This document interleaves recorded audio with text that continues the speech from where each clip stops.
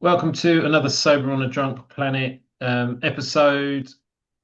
I forget what season we're on, but this season we're trying to focus in on various elements of recovery that we've been through. And this week we are talking about going to your first AA meeting because if you are looking at getting sober or you've not tried AA before, then you're probably shitting yourself thinking, I don't want to be in a room full of people holding hands and talking about God, which is perfectly normal. And there's an element of you may never get comfortable with it, but it doesn't matter. If your life's a shit show, then you should be prepared to do anything. And I'll just introduce my guest, Liam from Waterford in Ireland. Is that correct? Yeah, from Tremor and Waterford. Yeah, Yeah, lovely. And Liam messaged me 2 days ago on the Sober on a Drunk Planet Facebook page saying, when are there more seasons coming out? And I was just like, oh, okay.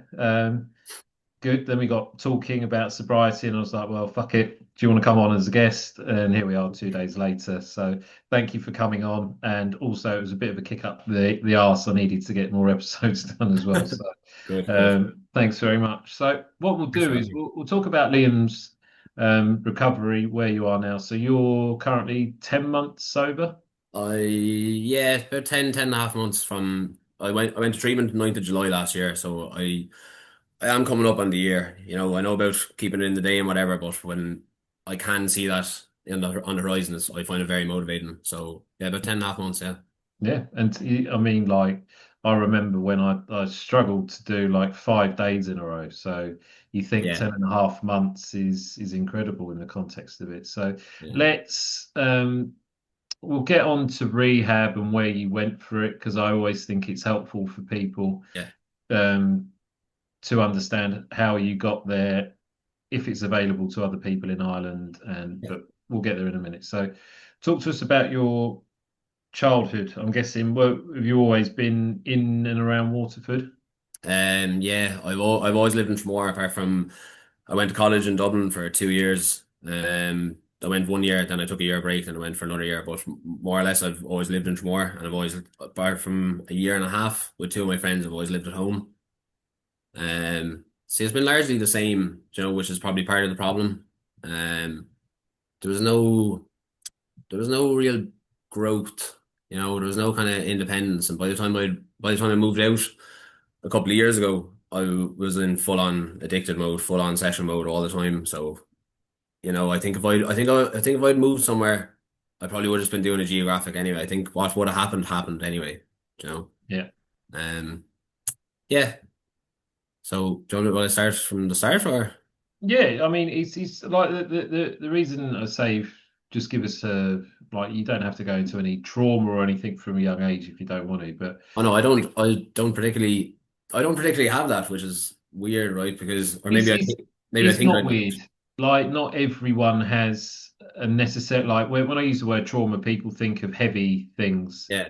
But trauma doesn't isn't always necessarily that heavy or that Yeah. understandable because things can happen that we don't think are that important. But Yeah. regardless of that, you don't have to have a trauma. Addiction's addiction. It's an Yeah. addictive substance. Well, yeah, funny you say that, because there was like I know we'll get on to treatment, but I remember in treatment they said that a lot of people have like a nuclear bomb moment where something happens, and that's like the catalyst for things later on.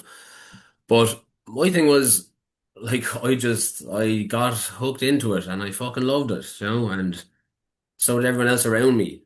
And like, I think like the first time got drunk, I was on holidays. I was about 13, and from going to meetings and stuff, I can look back now and I can see, right, that was already an alcoholic mindset, because I couldn't fully enjoy the very first time because I couldn't wait to do it again. I could not wait to tell my friends about it and tell them how good it was, and to do that with them.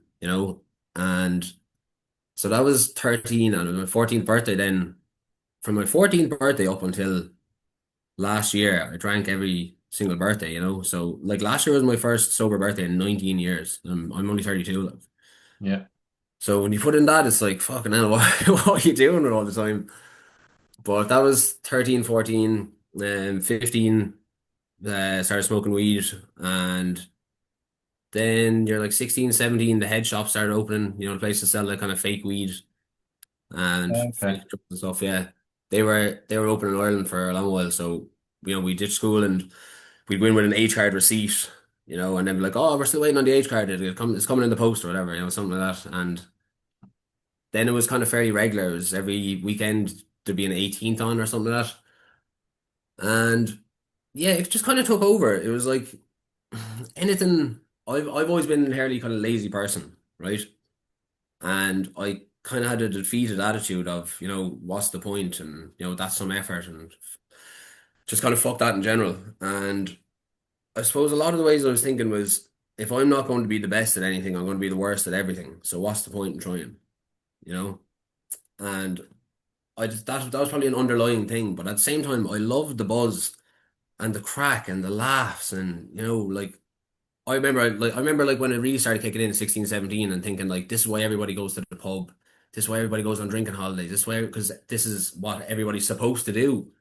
Society is so ingrained in like everything is around drink. Like if someone gets married, you drink. If someone dies, you drink. If there's a baby born, you drink. If all that. And I just thought that's where life was kind of building up to. So yeah, then I went to college when I was 18, 19. And it was the first time living away from home, and the freedom, the freedom to be able to decide if I wanted to go into college or not was ridiculous. Like I'd see a speck of rain on the window, and I'd be like, "Ah, it's probably gonna rain," and I'd just stay in bed smoking joints, watching Breaking Bad or I, something. I, I was about to say I could probably guess how often you did go to college. Yeah, that's the thing. And see, the college is probably my biggest regret in life. Right, this particular college and this course, it was a music production course in Windmill Lane Studios, which is Pulse College, right? And this is a studio and a recording college that's renowned across the world. And it'd be when some people say this is one of the best ones, like this is literally one of the best ones, and it costs a lot of fucking money, And I didn't care, it wasn't my money, it was my parents' money, And you don't think about that. All you think about is I have this freedom. I don't have to go in if I don't want to go in. So then there was things like say on a Friday, if I stayed for the second lecture in the day, that'd mean I wouldn't get the bus until 8 o'clock. So by the time I come home to tomorrow, it'd be 12 or half 12. So I've already missed the start of a session. But if I don't go to the second lecture, I'll be home for 5 o'clock and I can start drinking and taking drugs earlier and stuff and like around that time as well. That was the time like Silk Road and the dark web and stuff was kind of popping up. So we were able to order drugs to the house. You could Wow. yeah, you could sit there on the couch smoking a joint and just order whatever, and then like 2, 3 days later, it just appear. You know, It's weird. Like I think I must have just sort of missed that, or to be honest, I was never very techie, because it was I it was crazy. always traditional. Had to ring a drug dealer, and he'd Yeah, post them at 8 o'clock in the morning or whatever. this But thing never. this thing was like like there was one time we got a delivery of 10 markers, and we had to saw off the bottom of them, and there was 10 bangers in each.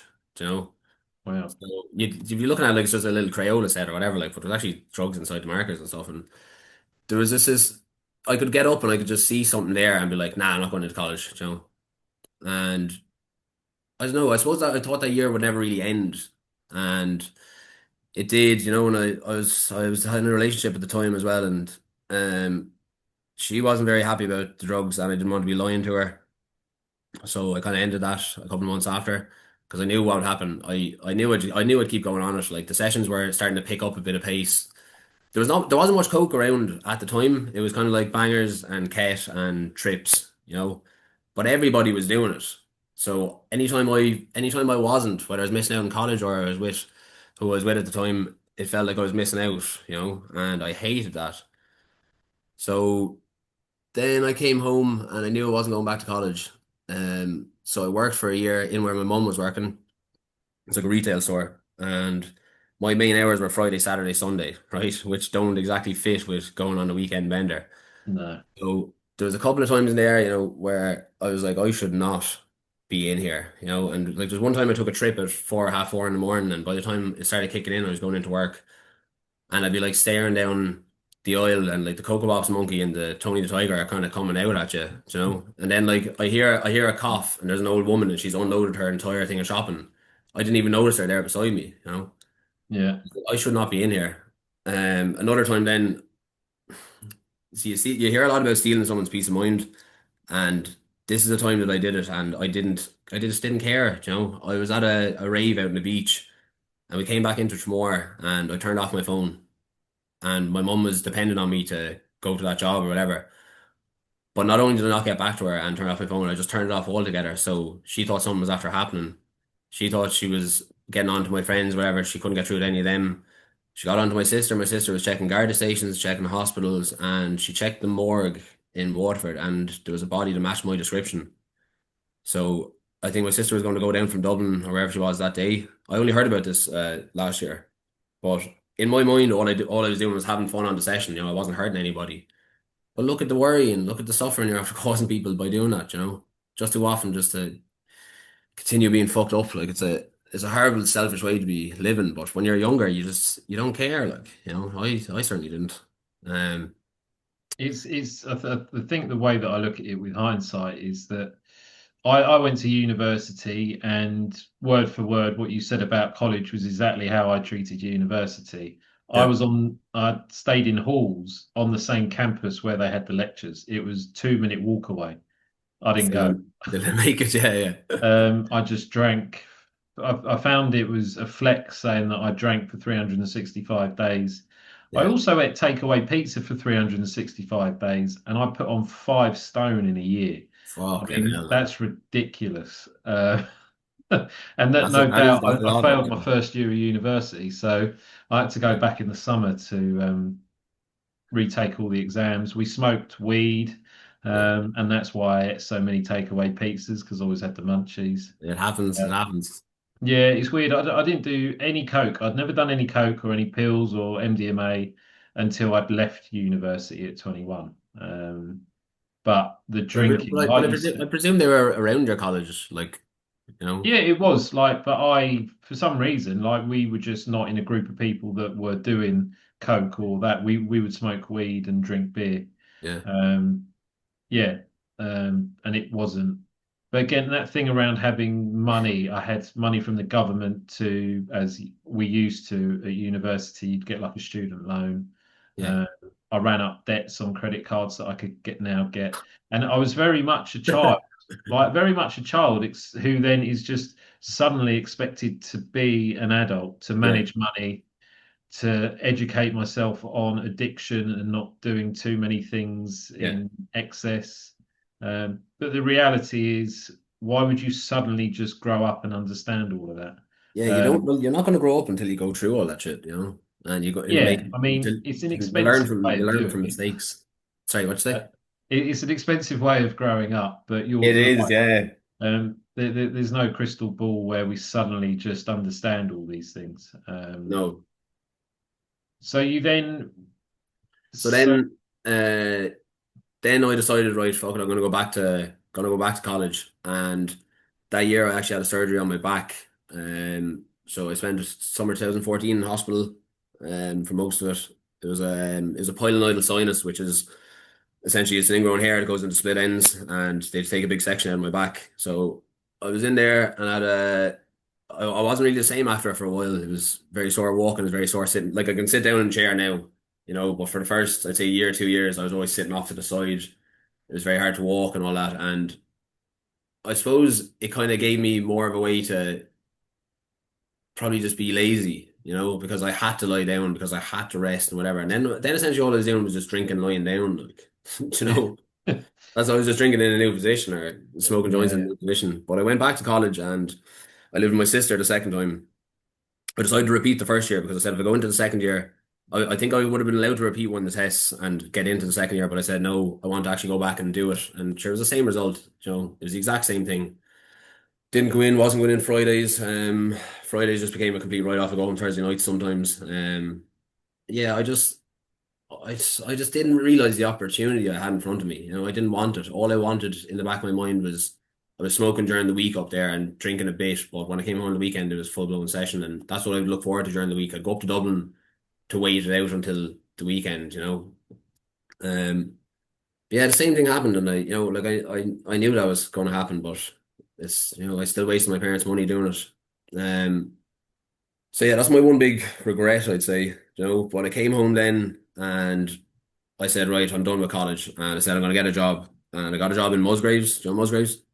no. It's a wholesalers, and it's kind of one of the main ones in Ireland. And I worked there from 22 to 27, and that was probably when I walked in there, that was my Monday to Friday, 8:30 to 5:30. This was the start of right. I'm getting money. I have a job. I'm functioning. So whatever I do on the weekend, you're not allowed to say anything to me, you know. Yeah. And that furthered in the addictions really started fucking cranking up. But then Coke started coming on the scene, and what would happen is like I've a garage out the back, right, and it's the same size as the house. So me and the lads would have grown up in this garage over 12, 15 years, whatever. And every Friday when I finished, the first thing I'd do would go down and get 20 bottles, and I'd already have the smoke, and I might have to wait a while for the Coke to arrive. Whether the lads would be coming up or not, it didn't matter because I was going to do that. That was my weekend. There was no question about it, or there's no, if I was going somewhere else or going to do something else, it would have to be to do the same thing, just somewhere else. Like Yeah. Well, if relate there was word for word. yeah, if there was a session on, I'd go to that. But if there was something else on where I wasn't drinking or wasn't drug taking going on, I didn't want to know about it. Yeah, but why the fuck would I go there? That's no interest to me, and then anything I started to do, whether it was playing poker, whether it was making music, I'd make a good bit of music, and whether it was like watching football, anything and everything I had to be drinking, I had to be doing drugs. Like, there was no let up, there was no, and I tell you what, if I ever watched a football match around that time, I would always be like, why am I not drinking when I'm when I'm watching this? Because you should be watching it for what it is, like, I shouldn't have to be. You're talking to the wrong person because I did exactly the same. I would always watch sport with cocaine in my pocket and Yeah, eight Stellas on a Monday, Tuesday, Wednesday, Thursday, Friday, yeah, Saturday, Sunday. Didn't make any difference. yeah. So what started happening then was Friday to Sunday was every single weekend, and it didn't matter where I was. On Sunday night was always the same. Mum would be texting me, hounding me to come home, and inevitably I'd be leaving some house and I'd detour, and I'd get home at 2 or 3 in the morning and I'd be in work then. And Monday would be horrible, Tuesday would be horrible. Wednesday are kind of coming round, and then Thursday is like, fuck it, it's basically Friday. Let's go again, And it's It's so funny because I always Wednesday was the only day that I ended up going to the gym because of what you just yeah, explained. yeah, That was the only day I felt normal again. yeah. That one day in the middle of seven, you Yeah. know. Then I suppose I didn't really realize at the time that Thursday had crept in. So now the weekend had become a day longer, But Thursdays, like even when I worked in finance in London, people always said we'd rather be hungover at work on a Friday. This was the days when we all had to go into the office. Like people Yeah, don't do anything anymore; they just work from yeah, home. But yeah, we had to go into the office, and we were all like, "Well, we're going to get blind drunk tonight, and we're all going to suffer tomorrow and yeah. have fun." Yeah. And one of my mates, I remember one of his quotes was, "Why would I be hungover on my own time?" You know. So that, Makes sense. yeah, yeah, you'd be thinking about it because, and also if you went in on Friday and you were fucked, you wouldn't care because it was the end of the week, like. Yeah. But I wanted to get out of there because this is like 2020 now, and COVID is obviously after hitting. So I'm one of the few people out of all my mates that's working, right? Everybody else is sitting at home playing COD, playing Poker Stars, drinking, drugging, doing whatever. And I'm going in and working 39 hours a week for an extra 40 quid than they were getting. And I hated it. I absolutely hated it. The rudeness to people. It was just so busy. People thought it was like an apocalypse coming, so it was just hectic all the time. And I couldn't wait to get out of there. I really couldn't. And I started kind of having HR thing. This woman, right? I cannot describe how much of a fucking horrible person this person is, just a stereotypical bully, but up a couple of notches from that. And I couldn't wait to get out there and kind of away from her and whatever. And there was a bit of a HR tiff, so I called him sick for 12 weeks and then I left, And when I'd been approved for leaving or whatever, this is like November. So from November, now bear in mind Christmas is only one day, right? And maybe a couple of days either side.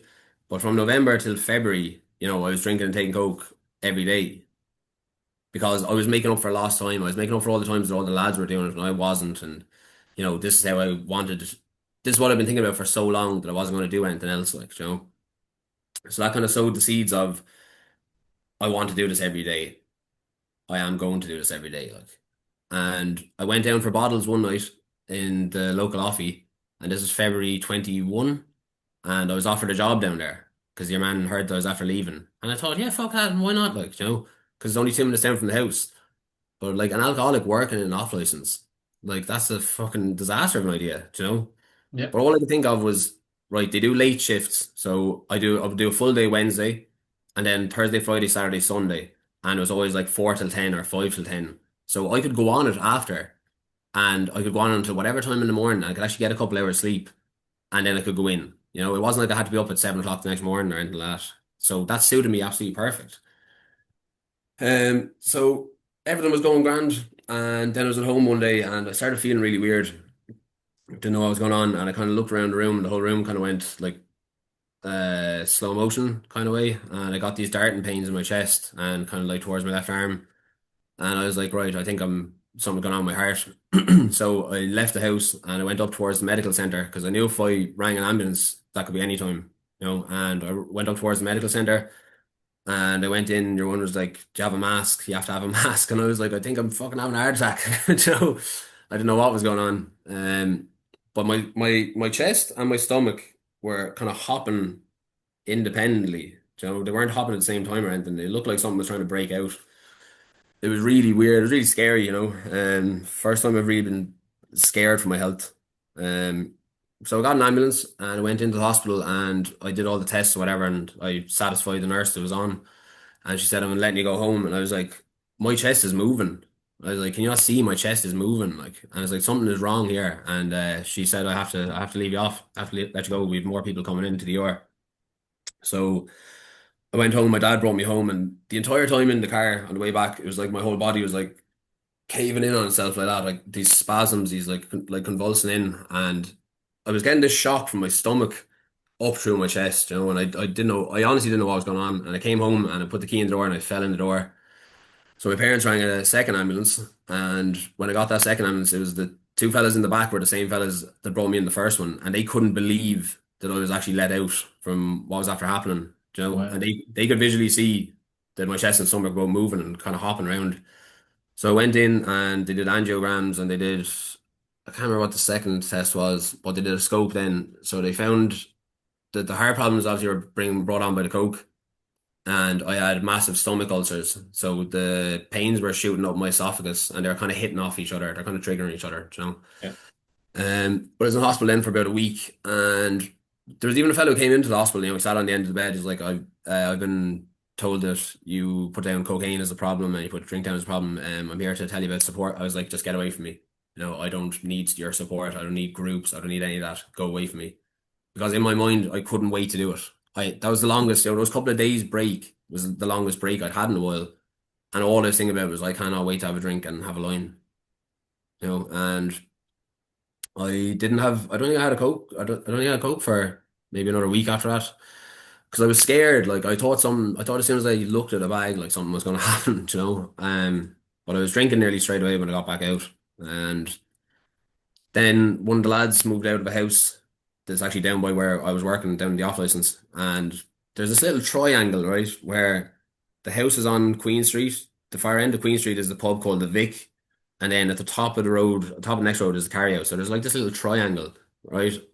And I would rarely leave the triangle because I didn't have to. You know, it would be like right, house, work, pub, house, work, like going around like that. And the sessions just kicked up a notch then, you know. I had no one to really be on top of me. It was like going to college all those years before. And there was a couple of times where two lads, two of my friends I was living with, that they said that I was burning the candle at both ends, you know, that I had to be careful and that what I'd only been in the hospital, you know, maybe a month or two before that, and then I was back on it, and they're like, "You're worrying people," but I didn't hear that at all, you know, and I didn't want to hear it, you know, because we were sitting at the table one night, and as we were saying before we started the recording, um, you'll only get to remember when the lads said that to me, and I was like, "Yeah, I don't want your help, like, you know, I don't, because I didn't care, and it didn't bother me that I didn't care. I was like, right, I've been drinking and taking drugs since whatever age. That's who I am. That's who I'm going to be. You know, that's just how it is. I could not imagine a life of not doing that because I'd done it for so long up to that point. You know, this is And me that, and that coming. and that sort of Right. just a reflection is someone who is deep in the addiction because I was the same. Yeah, I said that I loved cocaine and I loved going yeah, out. yeah. But I mean, like I, you know, like I. I did, you know, I loved like say if it's like if we're talking about drink, like I love the smell, I love the taste, I love the crack of it. Like I love the shit talking and the laughs that go with it, and you know, I miss all that. There's no doubt about it. I do miss it, you know, but I don't miss all the shit that comes with it, you know, and I don't miss all the problems that I've gone through because of it. So I can romanticize things as much as I want, but I have to remember that like I'll die, you know. What was getting to me was like I was in that house, right? And one of my friends said it to me. It was the first time someone said something to me. Like I was saying there, one of the lads said, you know, you'll only get help when you want to get help. Didn't care about that.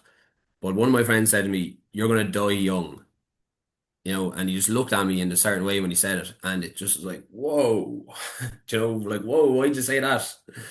You shouldn't be saying that to me, like, you know, that's after hurting my feelings or whatever, like, and it took me 2.5 years after he said that to go into treatment, but that was on my mind for 2.5 years. Like, you know, it made an impact on me.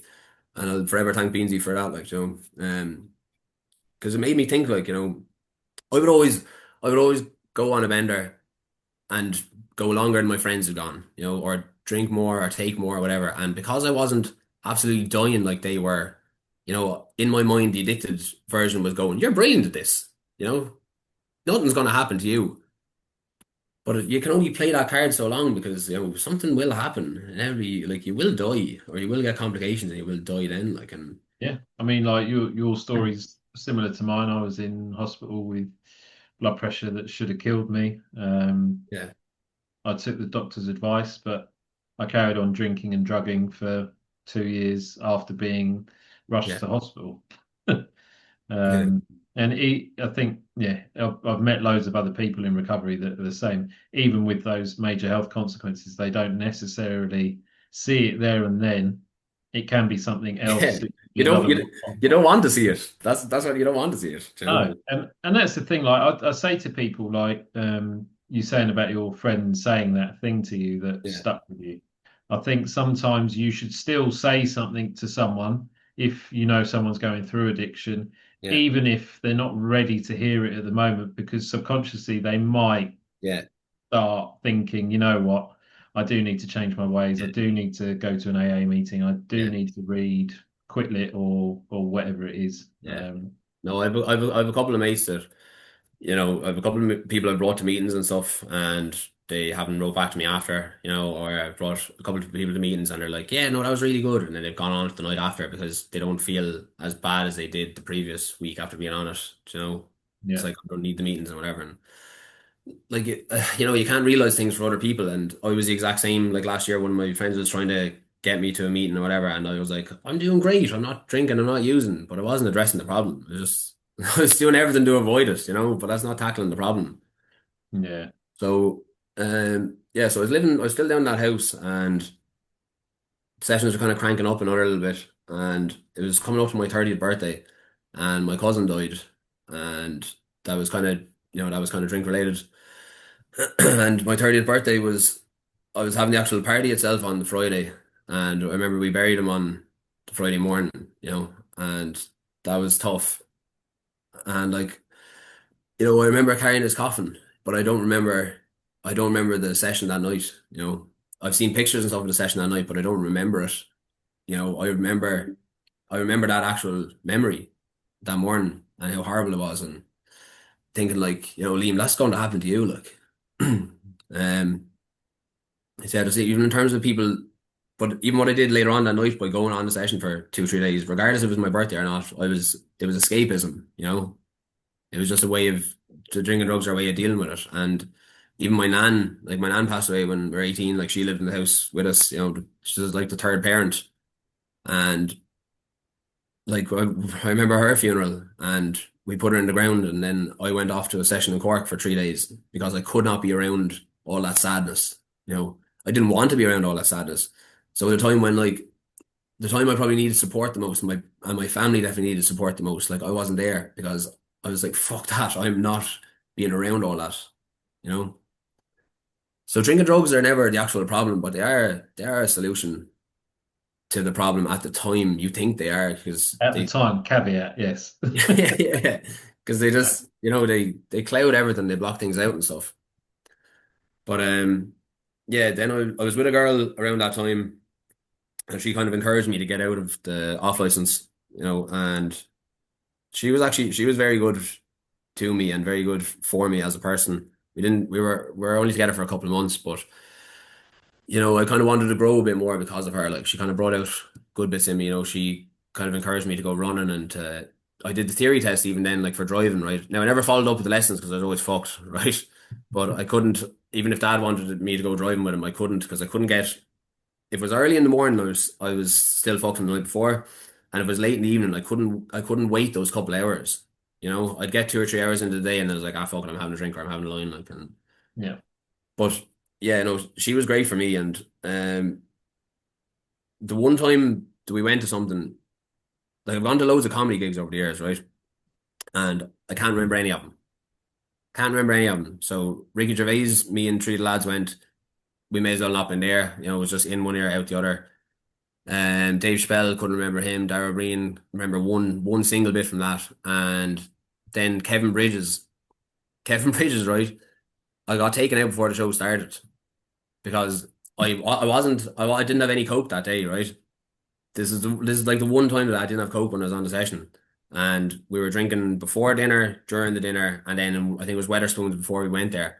And another fella from Tremor happened to be in the Tree Arena that night, and he's taking a video, and I appear right, and the lights are on, and I'm walking up the steps, and I fall up the steps, and I crease myself off this old fella, and then I just woke up in the hotel the next morning, and I had no recollection of what had happened whatsoever. And that highlights again, this is a caveat, but when someone who's used to taking Coke on a night out Yeah. and they don't have their Coke, it never ever ends well because the No. alcohol is then doing what it does quicker.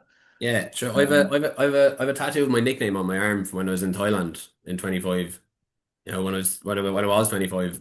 yeah. I've Eddie Love in Sega Mega Drive writing on my arm, like, you know, like that was that waking up that morning, I was like, that was a mad dream. And I looked over, I was like, oh my God, that was not a dream, and Yeah. I wouldn't have done that sober. Do you know what I mean? Like I came home after that and I said that to Dad. I was like, it would have been a lot more money over here. And he was looking at me like, but you wouldn't have got that tattooed over here, like, do No. you know? And I was like, yeah, fair enough. So It's funny you say about the comedy shows, but I can safely say I've probably been to 6 cricket matches in my life, and I don't remember a any single of them, one. yeah. Um, Couldn't tell me Probably who you could tell me who scored or who won or who was playing or yeah. no, nothing. And to be honest, I haven't lost any sleep over it either. But it just shows like you go to these events, but alcohol for the addict is the only real concern. And I Yeah, used to drink very quickly as yeah. well. So they never end well. So okay, So now we get up to the part of the recovery. So yeah. what got you into recovery? Um What was that tipping point? um I was worrying people, you know. And that didn't bother me before. In my 20s, that didn't bother me. And my lack of progress didn't bother me then. But when I hit my 30s, I remember thinking, like, from what Beansy said about you're going to die young, I remember thinking, like, he's probably right. Or if I get into my 40s, I'll be in the exact same spot as I am right now. I'll have nothing to show for it. I won't have made any progress in my life. And those things, little things they started nipping away at me. They started getting to me. And there was two stags last year, and there was a wedding. And at the wedding, one of my best mates said, "He's like, I love you, man. It's like you're seriously worrying me here. People are telling me how much you're doing. Like I wasn't lying to him, but he just wasn't around as often, so he didn't really know. And I probably was lying to him at some points, because you become comfortable at lying, protecting the addiction, and you become a good actor when it depends on the moment. But him saying that to me was another thing that stuck in my mind. So then the sober voice and the wanting to do better voice became a little bit louder. And I went on that stag to Benidorm, right? And if the lads hear this, they'll probably be laughing at that part. But I started in Tremor on the Thursday. We got the bus Thursday night. Then it was awake. So it was awake Thursday, Friday, Saturday. And then Sunday, I think I fell asleep for 2 or 3 hours. And then we went all Sunday. And then Monday, we came back to Tremor. I was supposed to work at 6 o'clock the next morning, and I left backup bags in the room. So I had a good connect for Coke, and I was getting a lot of it, and I was taking a lot of it, and I just knew when I came back, I was like, I'm not going to work tomorrow, you know, and I hadn't rang in or anything like that, and I think I slept until 4 or 5 dinner time the next day, and I woke up and I felt this shame, I felt this absolute guilt and this shame from the lads wanted to get me medical help on the holiday.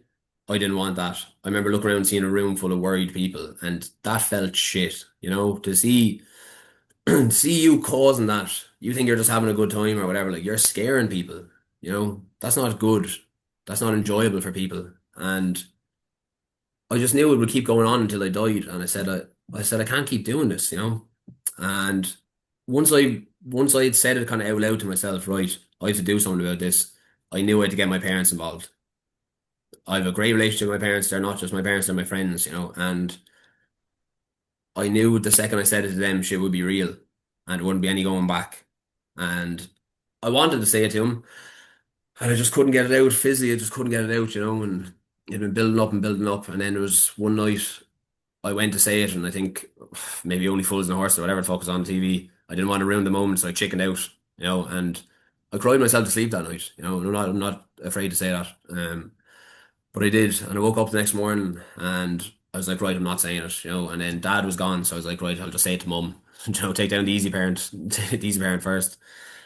And she was about to walk out, and I saw a picture of my cousin on the mantelpiece, my cousin who passed away.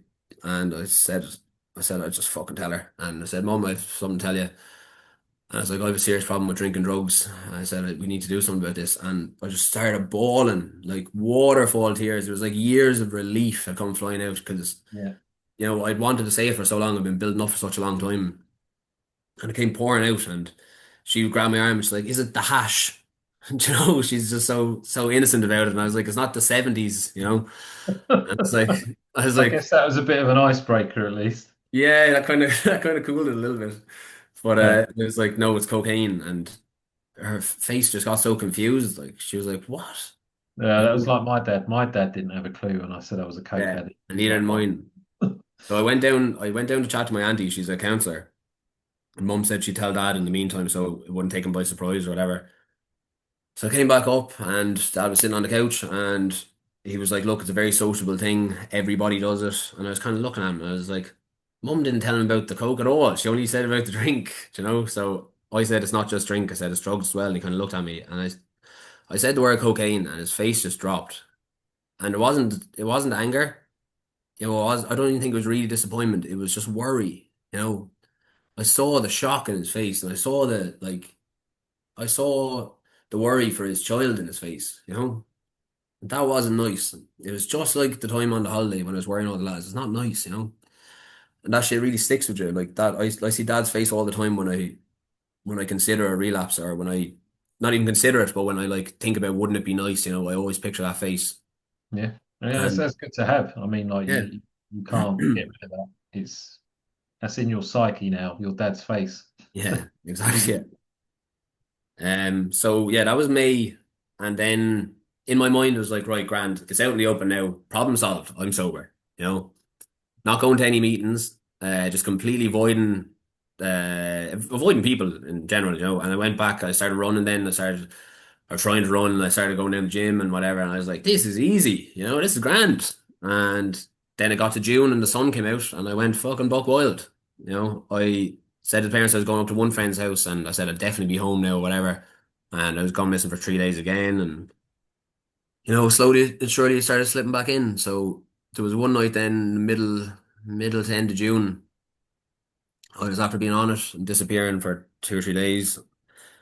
Seems to be a recurring theme. And I went down to the shop and across the car park, I saw a fella and I said, I know he has coke on him. I know it.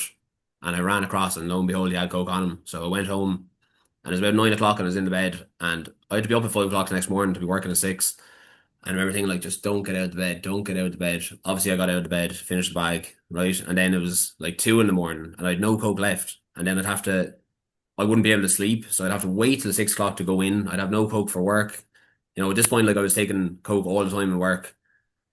Like it's the same as I was taking coke and drinking on the job when I was in the office, you know, and it became acceptable to me because I'd done it for so long. But I knew I knew if I got through work.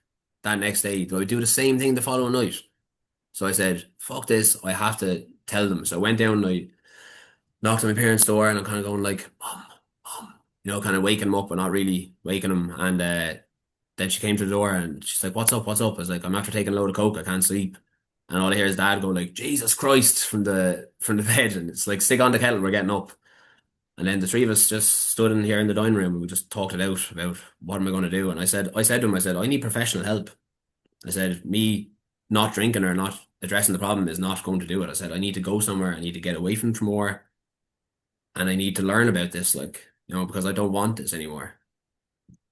So I Well, went to, that's a right, really powerful place to be. Like, yeah, I think it happens different times for everyone, but you've explained quite clearly all the various things that have happened. They've not been strong enough to stop you at that particular point. no, So deaths in your family, some people might think, well, that should be strong enough reason, but I don't no, think people quite understand how powerful addiction is. When you no, lose the freedom of choice, yeah, you just want drink and drugs. Like there is no other thought process. It doesn't matter if there was an apocalypse, you will still try and find yeah.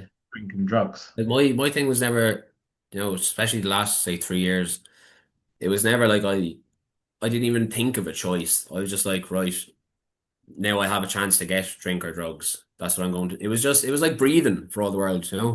It was just natural to me. Like I was going to drink and I was going to take drugs. It wasn't any thought, or it wasn't like I don't want to do this. It was always like I am going to do this. And so I went up to the doctor the morning after that to see the cat at the back door. I brought a cat home from the session about 10 years ago. She's still there. Yeah. Um, But yeah, I went up to the doctor and I said to the doctor, I said, I have a serious cocaine and drink problem. I said, I need to get professional help. I don't know where to go or where to inquire about. And he wrote a referral for St. Pat's up in Dublin. And I went up there. I went for one final blowout before going to Pat's. So I I mean, knew, that's so relatable. So I went yeah, for a psychiatric assessment at the Priory in London on the Friday, and he said, "Do you want to just stay here now, and we'll get your parents to bring some clothes because, he or knew. do you have some things to do? Because I know that you'll go and use all weekend." And Yeah, I made some bullshit excuse, and then obviously I used all weekend. yeah. Um, He knew exactly what he was saying. yeah. But I finished. See, I had to tell the job I was in. I had to tell the job I was in that I was leaving, and I told them it was a stomach operation or whatever. And then they're asking how long until I could come back to work, and I didn't know how long the treatment was then. If it was 12 weeks, if it was 6 weeks, if it was four, whatever. And I think I told them it was 12 weeks, and they're like, "Oh, it must be serious." And then it was kind of, I was like, I'm after starting up this rumor about myself now, like. But I finished up that job on the Friday. Went to one house Saturday, another house pub Saturday night, another house Sunday, and then in the taxi on the way home on the Sunday night, I went to another house. So I finished work on the Friday, and Mum picked me up Monday night, and Tuesday morning I was on the way to rehab. So when I got up there, I was like, yeah, fuck it, let's do this. This is gonna be grand, because I was still up. I was still serious lack of sleep. Obviously still had coke in my system. Was obviously probably still alcohol in my system or whatever. And yeah, that's that first night. I think I slept for like 14 hours, 15 hours. Oh, I was caked out completely. And then I woke up and I was like, oh my God, where the fuck am I? Like, this is not happening. This cannot be happening. And then you're just going through such highs and lows. Like I was in a kind of a shared dorm at the start. Like I actually never knew that you could have seizures if you just cut off cold turkey from drink. That was a complete news to me. I was wondering why I was sharing with other people, and they said they had to be monitored because they were drinking whiskey and wine and whatever. And I didn't know that at all. And one of the lads had a seizure. I wasn't in the room or anything when it happened, but he did have a seizure. And I was like, oh fuck! I was like, this is real up here now. Um, yeah, that was the start of the recovery, I suppose. That was the 9th of July last year. nice. It's funny, like it's quite relatable when you say about rehab because although I had a drink problem, and by the end of it, my cocaine problem was the reason why because I felt like I was about to lose my mind. Yeah, But I was also bankrupt as well, so I was forced into rehab. But I was at the same point you were. I just was sick and tired of feeling sick and tired. Yeah. And I had similar relationship with my parents. I had to say Yeah, I saw you thanked him at the start of your book, didn't you? It wasn't. yes, yeah. The first book, I was like, that's got to be the first two people that I thank because Yeah, exactly. yeah, I think it's the That's important to recognize that, so that's good. yeah. I'm trying to remember the word. It's oh, I'll come to it in a bit anyway. But no, rehab was a bit of an education around how dangerous alcohol actually is.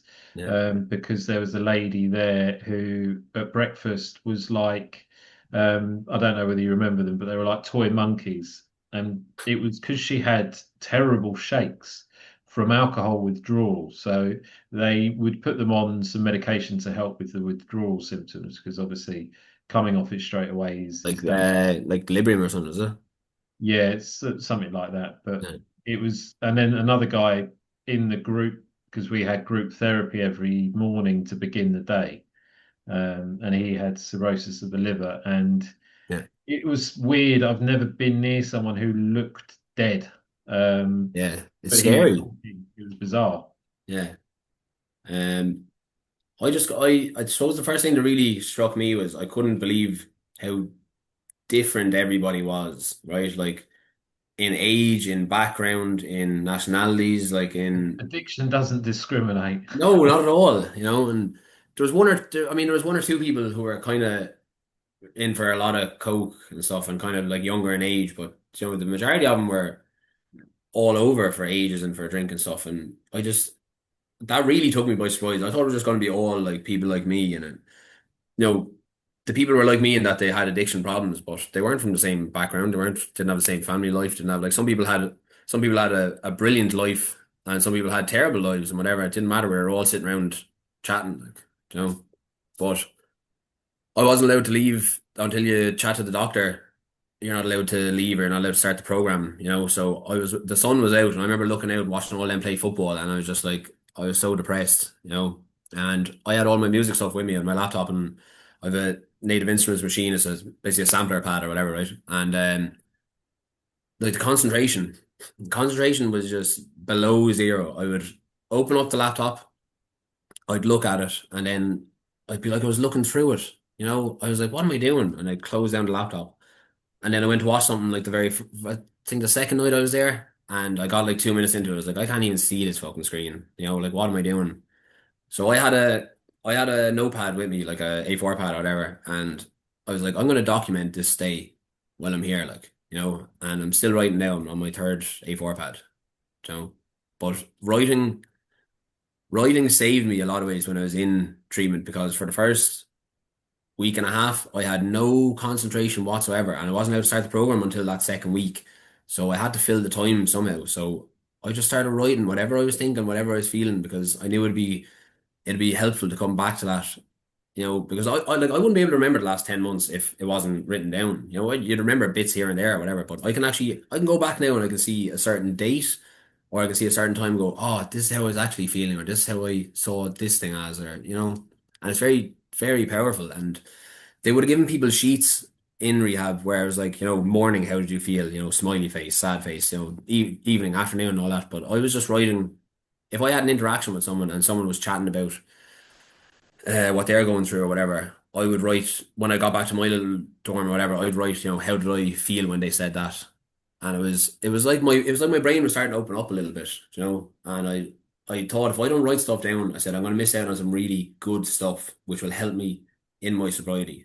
And I've read back on the journals, I don't know how many times now at this stage, and they really do help. And I always seem to get something more out of them. I never kept a diary or anything like that before in my life, but Yeah, it's funny. You seem to preempt what they probably would have told you to do anyway, yeah, in terms of journaling, because what people don't realize is that writing your thoughts onto paper is a form of therapy. yeah, Because the problem is, and I think as another male, like we've got a similar story, and a lot of well, pretty much everything you've said is very relatable. But the problem is we can't convey how we feel to other yeah, people. So rather than try and process that, we drink and yeah, drug yeah, and run away from our feelings, like you did with the deaths within your family. yeah, And that pattern has got you into rehab, yeah, similar to me, I think. Yeah, it's just, I couldn't wait to actually start the therapy. I couldn't wait to start the program. And when I did, I dove in head first. You know, I knew I was like, right, when I go back out, when I leave here, life is not going to be the same for me because I'm after not only coming here, but I'm after having these conversations with my parents. Like I've told a couple of friends, like there was a wedding on one of my friends at the time, and I couldn't go to the wedding because I was there, and I couldn't tell him that at the time. So I think I told him I was sick or whatever. Like, so I was getting some mileage out of that stomach story, to be honest. But there was another wedding that was coming up, and that was in September. And I rang my friend when I was there, and I said to him, "Look, I said I'm in treatment." And he literally said to me, "What do you want, a fucking medal or something? I've been telling you to get help for years." And he's like, "But good on you, and delighted for you and all this." And I told him if I do go to it, that I'll see how I am when I leave treatment. If I do go, I might just go for the ceremony. And he said, "You do whatever you have to do for you." And he came up, him and his wife came up and saw me then like a couple of days after. They drove up from Tramore to Dublin. It's like that. No. That's what good friends I have, and good family I have. And the longer I was in treatment, the more I would realize how lucky I was, you know, because some people don't have any family, they don't have any friends. They have to go through this sober thing alone. Some people can't afford to go to treatment, and they have to take that brave step and go to AA by themselves. And I think if I didn't go to treatment, I probably wouldn't have walked into an AA meeting without that. I needed to get away from Tmore. I needed to get a head start on recovery, and I couldn't do that where I was. Yeah, and I'll be honest with you. I think I'm exactly the same because my rehab had was a step-based rehab, so they would take us through the first two steps Mhm. of Alcoholics Anonymous, or any anonymous 12-step program, They're all the same, uh, yeah.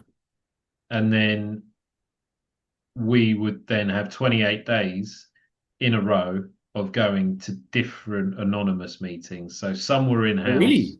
28 in a row, look. 28 in a row. Yeah. There was Fucking no let hell. off every night for 7 nights every week for 4 weeks. Jesus. And yeah, I think coming to the theme of this podcast, it was to talk about how did you feel going to your first meeting that, like me, we had to go? Because what I'm trying to do here is try and break down misconceptions and also help people relate to how we potentially felt. Yeah. Um, because I have my preconceptions of AA and I rejected in previous counselling before I had to go to rehab to Yeah. go to AA because I didn't want to admit the help, but I also have watched movies and stuff and I thought that's fucking weird. I'm not doing that. Yeah, I'm not going down to all them gang of weirdos. But it's not like that.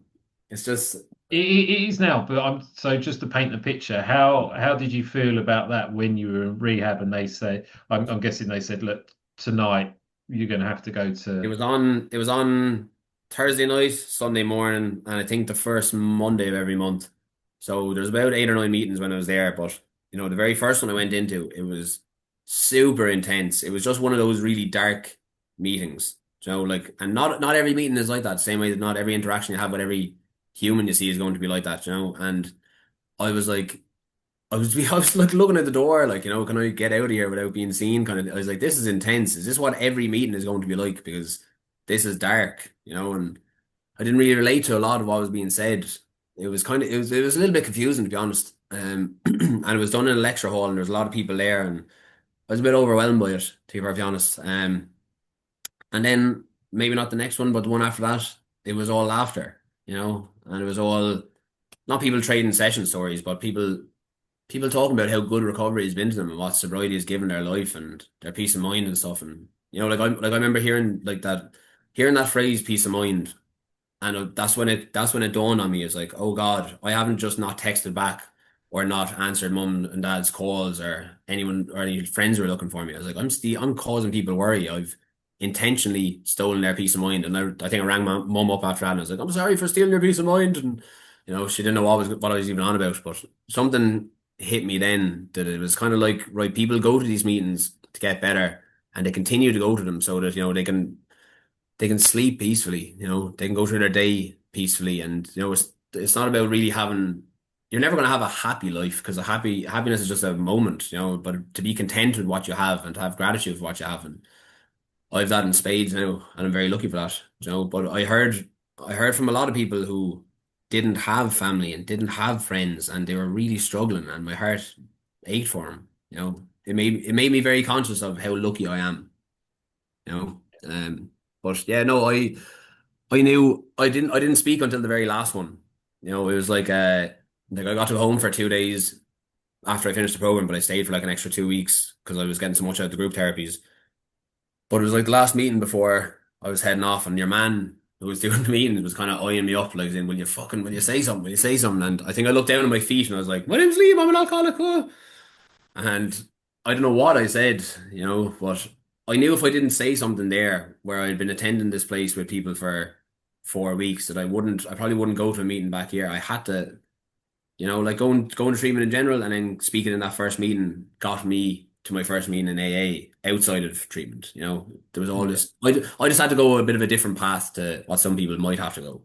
Yeah, and to be honest, it's quite relatable because Yeah, I think I felt very nervous about opening up and saying to a chair, "Oh, I relate," and whatever was on my mind. yeah, But the thing I would say is if people are on the edge about going to an AA meeting, with all the nerves, I was nervous. I was in rehab, so I had to go anyway, so yeah. it was a bit easier. But you just need to go. I think the one of the first meetings I went to, I think it was a Cocaine Anonymous meeting, and Hmm. there was a girl who was doing the chair there who I'd bumped into in rehab a couple of times, and meetings after, and she just mentioned something as simple as took too much coke and I was staring at my white ceiling wall for 6 hours and my alarm went off to go to work.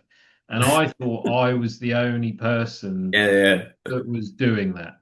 yeah. And that was then the thing that said, Peeking out the windows. you know what, I feel like I'm in the right place. Yeah, But again, not every meeting. I went to Alcoholics Anonymous meetings, Narcotics Anonymous, Overeaters Anonymous. There's yeah, an anonymous for pretty much everything and anything these days. But some meetings were good. Some meetings I didn't really get.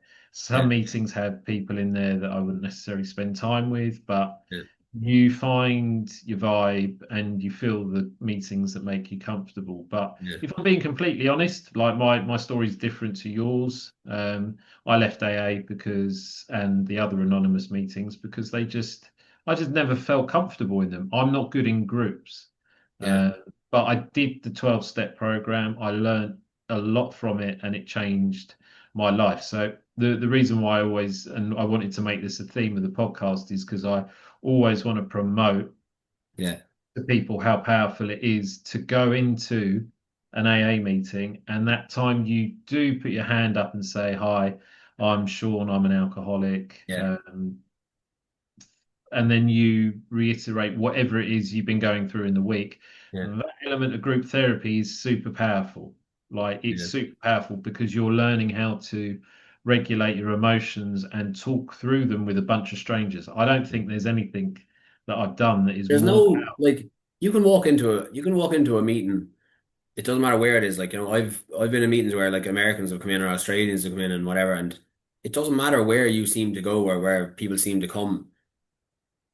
A randomer can walk into a room and there'll be no bias, there'll be no judgment, and people will just listen to you, you know, and they will listen to you not only because of what you're going through, but because how it relates to themselves. Whereas, like, if you think of any other two people meeting anywhere in the world having a conversation, generally people interrupt each other and you know don't let people finish their sentences and all this type of stuff. And to be able to be listened to and people really listen to you, you know, and they're giving you their time and you're giving your time to them is so respectable as well. You know, it's such a nice thing to be able to know that there's people out there and you're not alone. Like, yeah. And um, that's the sense of feeling, and that's why, like at the end of the day, AA is the biggest recovery in the world. yeah, And you're right. Like I was looking at going to meetings when I was in South Africa last year.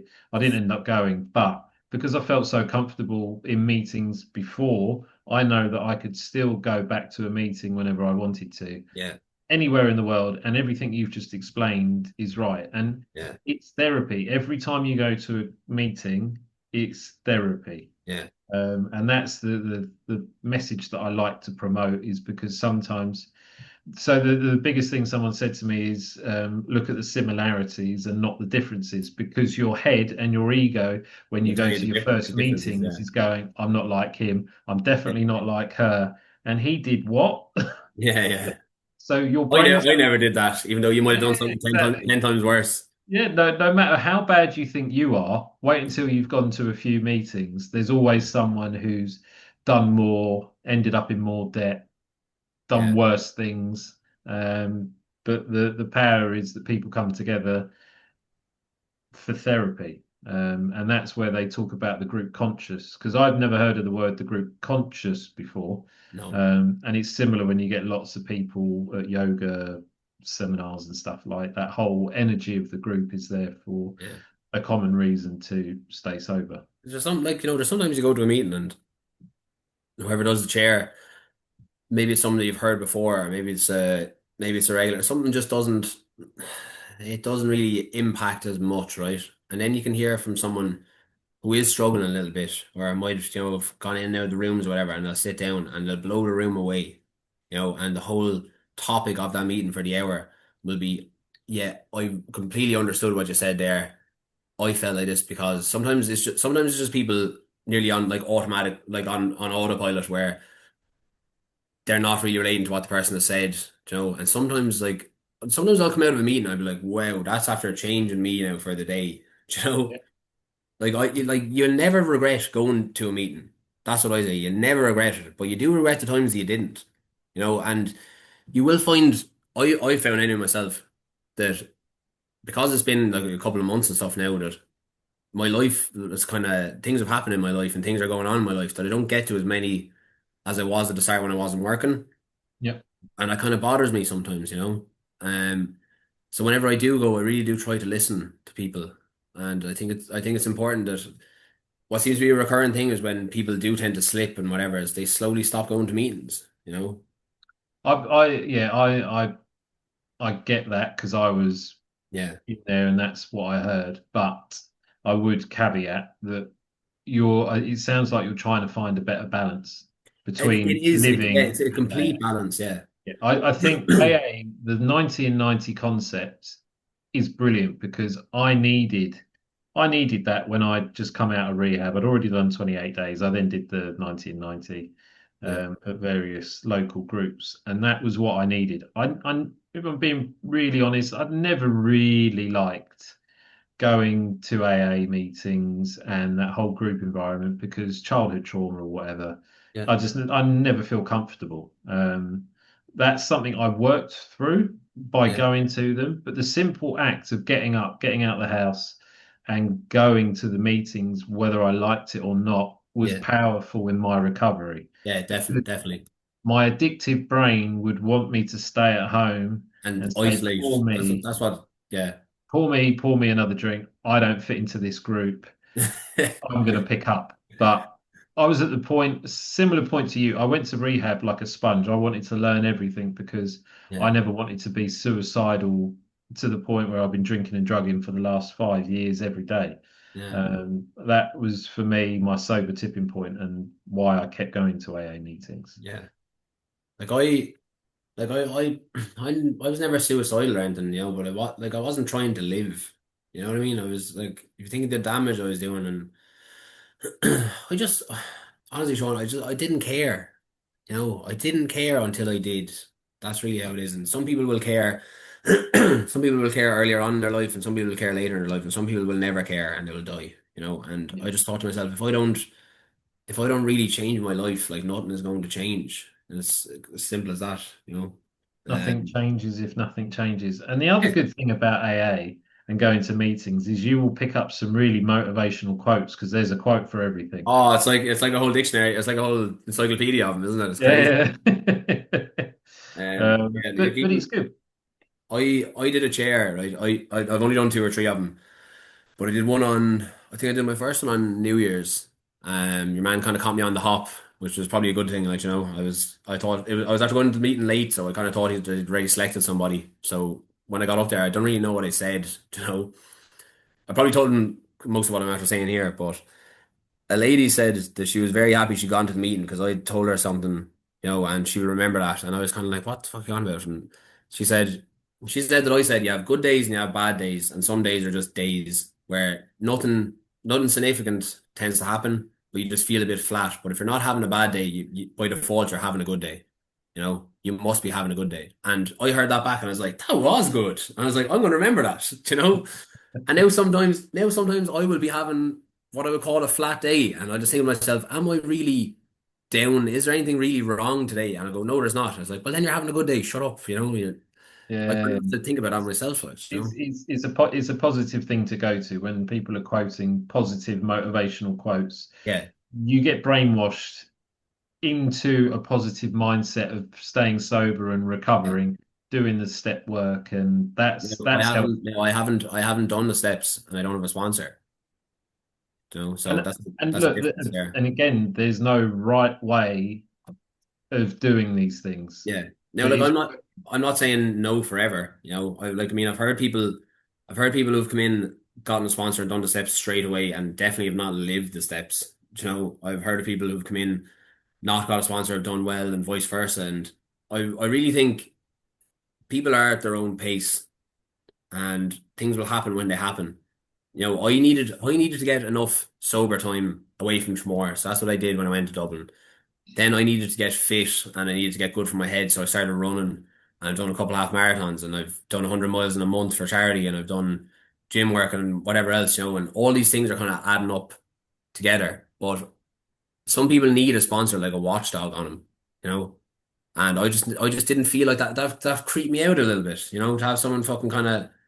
I know it's in a nice way, and I know someone is trying to make sure you're okay and all that, like, but when I heard little kind of sponsor stories and stuff, it's just weird. I don't know, it just weirded me out. and to be honest, like my experience of having a sponsor, my sponsor was a couple of years above me at school, and he was in and out of prison from what I remember. Yeah, And I thought, you told wow, me about this guy. Yeah, what a powerful story that he's sober. I mean, like, fuck it. If he's sober, I'm going to ask him to be his sponsee. yeah, Um, and this was through Cocaine Anonymous, so we do things quick. I did the steps in you're two saying. weeks. And look, the guy's given up his spare time and he's helped me. And Yeah, and within those 2 weeks, it shifted my mindset. You learn things doing the 12 yeah, step program that you don't learn in anything else. So yeah, I would encourage you to do it, yeah, regardless of whether you want to sponsor or not, because the self-reflection and self-awareness you get from doing the 12 steps yeah, is really beneficial for your own self-development. yeah, Uh, but I completely get it. The sponsor thing can be weird, but you can also yeah, find someone and wait until you think that person clicks. yeah. Well, like I'm not saying never say never. I wouldn't, in terms of recovery and all that. I wouldn't do that. But yeah, I don't know. It just kind of creeped me out a bit, and I just thought to me, like, then there's like I've heard of people who, didn't get a sponsor for the first year or so they were in, and then it took them like 4 years to do like third or fourth step or whatever, and these people are like 20 years sober now. So it kind of reinforced in my mind that you'll get there in your own way, But the, Yeah. the reason they say do with the things that are suggested is because it probably has the best chance of getting you there. There's a reason that they're saying do what's suggested. And really, have I been doing what's suggested? No, but I still go to the meetings. I don't I, not go to meetings, and I can never not see myself going to meetings. Like, that's part of the reason I left AA because I'm stubborn. I hate. They say suggestions. They're trying to tell my sponsor at the time anyway was like, you got to do these things, and I'm like, yes, yes. fuck this. Because I've heard someone say that meetings aren't enough. When you have to get a sponsor, you have to do the steps. And I heard that, and I was like, I don't have to do anything that I don't want to do. You know, which is me trying to be me being controlling a little bit. I understand that, but also by somebody saying that to me, that just distanced me from the whole thing. That made me not want to go to the meeting the following week. Do you know what I mean? Yeah. Hearing the And meetings aren't to enough. be Like, honest, that's why I sort of promote a hybrid. I say like if there's something that's going on in your personal life, go to a qualified therapist, yeah, counselor, because they're there to deal with the deeper rooted issues. Yeah. AA, if you get a sponsor who thinks they're trying to be your counselor who isn't a qualified, they're a labourer, they're a Yeah. scaffolder, they're a lawyer, they're not a qualified counselor. That for me is the Yeah. difference between getting deeper level work and Professional help. work that helps keeps you sober, which is the Yeah. sponsor work. But the 12 steps is very good for self-awareness. Yeah, but I mean, like, I've been to set meetings and stuff, and I do pick things up from them, and like there's me and one of the lads hadn't talked in a while, and I remember thinking it was coming on to like make the full list of amends and make direct amends, if you're not going to hurt the person or other people. And I remember thinking like, why aren't we talking? And I just shot him a text, and then he texted me straight back, and I was like, if I hadn't gone to that step meeting, I wouldn't have heard your man say this, and then I wouldn't have done that, Yeah, So things kind of feed through, but. yeah. And that's another good point to make, actually. Like they're not all the meetings aren't just a chair sharing their experience. Oh no, no, certainly not. Yeah, so there are step meetings where they will Big go book through meetings and step stuff. one, step two, step three, up to step Yeah, 12, and then they'll talk about it. And and they go that's more back of an again. education in getting sober, and not just getting sober, but the recovering from yourself, Yeah, which is really powerful. um, yeah, because I think like you need you need other people in the recovery. People can you mightn't have, as I was saying, you mightn't have family, you mightn't have friends, but you go into a room, a meeting room, and you have people you can share with, you have people you can listen to, and that's so powerful. Yeah, Because you won't be able to do this alone. If you do this alone, all you're doing is fucking isolating yourself. So whether it's you're going to a counselor, whether you're going to a meeting, or if you're not talking to somebody, you're not talking about any, you're not getting it out. And if you want to address your problem, you have to address it. You have to talk about it. You have to get it out. And I just love walking into a meeting and knowing that I can get something off my chest and there'll be no judgment or anything like that. And I'll feel better after it. Like if I go into a meeting and I don't share, I come out and I go, why didn't I share? And you always feel better after it. Like I say, the most powerful I felt out of the group was I was kind of flirting with a relapse in January, and I came very close. I came really close to it, and it was a build up of I had started shift work. I wasn't getting to as many meetings. I wasn't sleeping great. I wasn't getting to the gym. I wasn't getting out running. But when I did go to meetings, I wasn't sharing.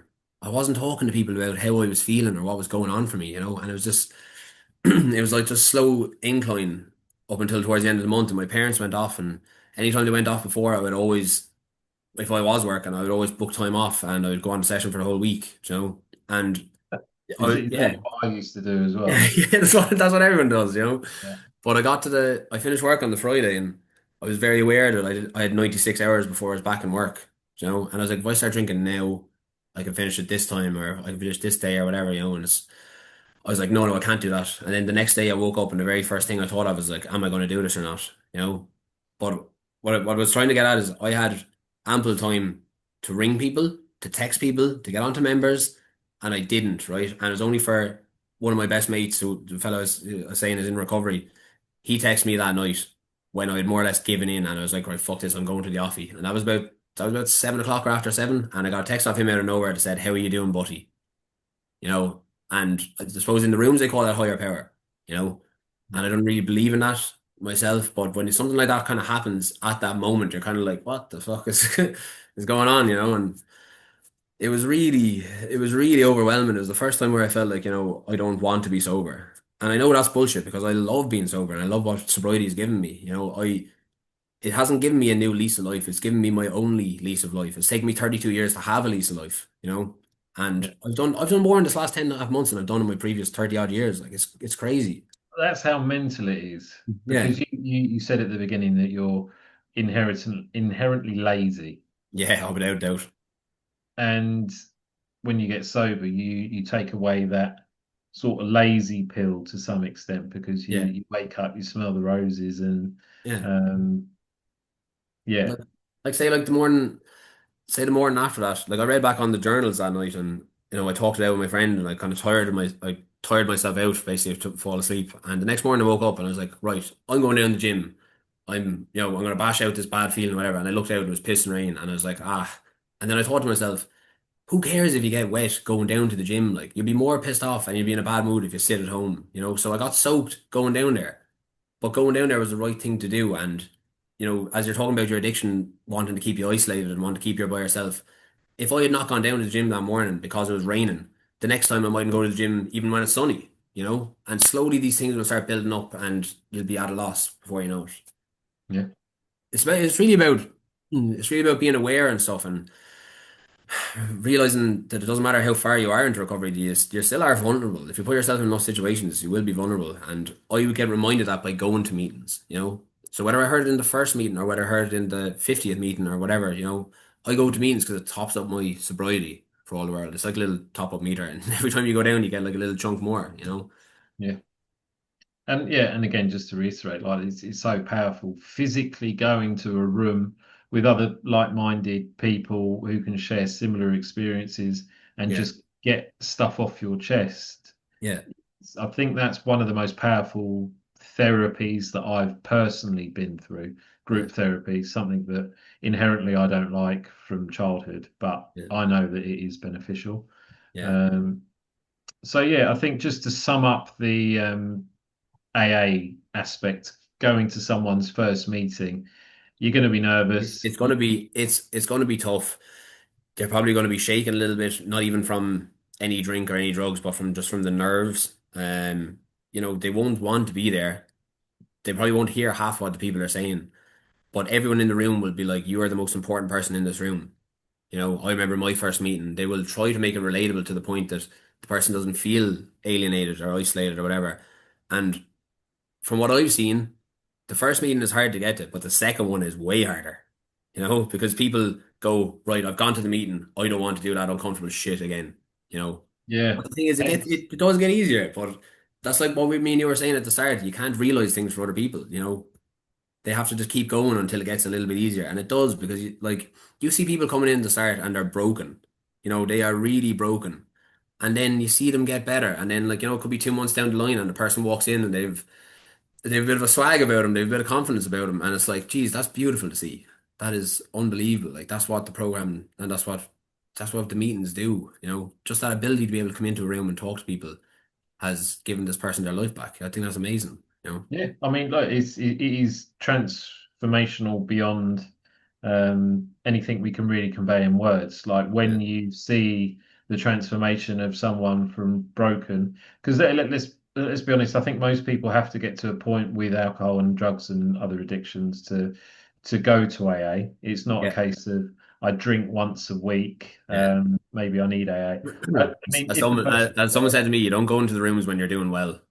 So no, exactly. So it is yeah, it's just a fab place to go, and I'll promote it all day, every day. And it's great to have you on and your experience of it.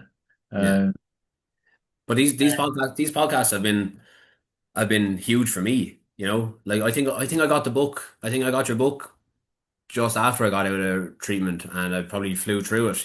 But I remember googling like sober podcasts or whatever, and I think Sober Mess was the first one that came up. But I'd gone through a couple oh, episodes of that, yeah, and then I found yours, and I clicked into it, and I don't know, it just hit me a little bit more. It seemed like the stories were maybe a little bit more relatable, or maybe it's the format that you were doing it in, or maybe you're letting people actually talk their story and stuff. And I don't know. I've gone through all the episodes, and then like I'd be in a night shift, or whatever, and I stick in the earphone and listen to it. And there's some episodes I've gone back on more than a couple of times. But I was in on night shift there on Monday night or Sunday night, and I was like, "Fuck, there's still no more new episodes." And I was like, "I'm just gonna write to this guy and see what's the story like." yeah.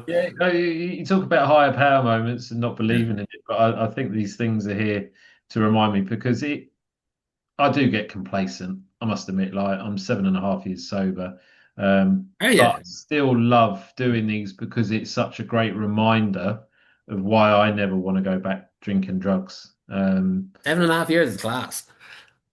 Yeah, honestly, as much as I say I will never drink and drug again, Yeah, I've got the Sober on a Drunk Planet community. I yeah. still write books, and they're just a constant reminder for me.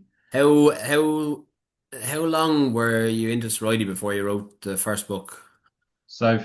4.5 years, Oh, and I really? just retrained as a counsellor because I there's some people who've written books and they've been sober for a year, Yeah. but I had the professional and the personal experience, and then I felt comfortable that I could write something Yeah.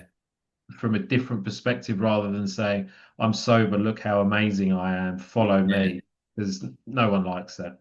No. There needs to be information within what you're saying. You know, it can't just be like a story. It can't just be like a session story, like because everybody has those. You know. Yeah. And that's the thing, like when I came out of rehab, I'd listen to thousands of hours of Audible. So I'd go to bed super early at 8:30 every night, and Yeah. I'd listen to Audible, self-help Audibles for like 2, 3 hours and then Yeah. fall asleep.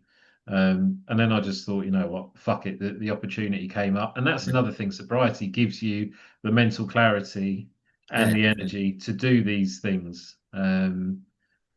Yeah, so No. I'm forever grateful that I did them, and I get to do things like this because I love Yeah. it. I remember my first time I went to a meeting, and I still remember the girls sitting there talking about her cocaine use and Yeah. relating to every word. So these podcasts have like been really good for me, and I'm grateful that you messaged me because I'm I grateful that you had me on. yeah, no, it's been brilliant. And again, I relate to pretty much everything you've said because it just sounds like a Yeah. similar life, just a couple of hours away. Yeah. No, it is like I mean, you'll have different people, you have different backgrounds, but they're all similar stories. You know, and if you're around the rooms long enough, you'll hear your story. You know, Yeah, that's without a doubt. cool. Yeah, it'd be great to have you on in a year's time, and yeah, hopefully you go from strength to strength one day at a time. We never want to get carried away with these things, No. but I But think like this, like you know, this podcast meetings, like the you know the I Am Sober app as well. yeah, Yeah, like they're all things that just add to the pot of continued sobriety. You know, so like I'm thankful for every little bit of it. So when I'm in a meeting, I tell people I'm thankful for them speaking. You know, so I'm here with you. I'm telling you, I'm thankful that you're after doing this series. I'm with my parents now, and I tell them I love them, and I tell them I'm grateful for them now. Like, and it's all I wouldn't have done. I wouldn't have said thank you to anybody really before, like you know. And yeah, yeah. it's just amazing the transfer, as you said, the transformation you can have. It's Gratitude is underrated. oh yeah, fucking it kind of still shocks me now to be honest. Like you know, like I have to remember gratitude It's sometimes shows when you it's genuine though that it shocks you because yeah, you don't expect it. It's coming yeah. from the right place. But like that's probably one thing that I've maybe struggled a little bit with is like the gratitude thing because there's sometimes where you do get a bit pissed off or like I would take a scenario that hasn't happened, you know, and I take it 1,000 times worse in my head and suddenly I have no gratitude for anything, you know, and it takes me a little while to kind of snap out of that. But the It's gratitude not a thing game. is It's not a game of perfect at the end of the day. Like, no, well, like, you know, I heard people talking about gratitude at the start, and I was like, what the fuck are you on about? Like, you know, and when you start getting a bit of sober time under the belt, you do understand it and you do see it for what it is, you know. yeah, and it, Very grateful for everyone I have. It's just sometimes I do find it like I wasn't able to go to this release party thing that was in Barcelona last week, you know, because that was a terrible idea for me to go there. But that didn't stop me being angry about it, you know, or there's work nights out like that I can't go to. There's work days I can't go to. There's things that I can't do. But that is, I think that's the only con in getting sober. If you're to weigh up pros and cons, there's only going to be one on that side. Is sometimes you can't go to things. That's it, you know. And the pros will be never ending. They really will. when you're 7.5 years sober, there is no con for me not going to something because I predominantly play golf, go to the gym, and play with I'll my hit you up in cats. 7 years, so and I'll let you know. Yeah, yeah. But no, I get it. I was the same at the beginning. Yeah. I think it's good to wrap it up now. Like, to be honest, I could talk forever. Yeah, I'm probably after dragging you on now for a bit too long, to be honest, but Oh no, it's fine. Like that's the good thing with these. They're just intuitive. We're just talking yeah, as we're talking. They're not scripted. yeah. But thank you very much for your time. Thank you for messaging me to see where these were. You're still going to have to wait 2 or 3 weeks for me to actually Okay. post these. So What's crack? Are you doing a lot of them or now I try and do 8 per season. So um, I've only got another 3 or 4 to do. So I'll get those done pretty quick. But deadly? they'll be released in the next 3 weeks, hopefully. See, like for me, obviously being What's yeah, that? like this is helping me.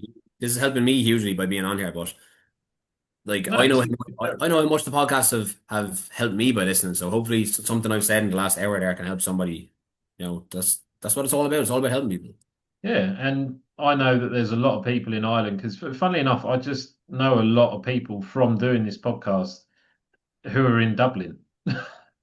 Yeah, Um, it's just a big recovery community in and around Dublin and the rest of the rest of Ireland as well. yeah.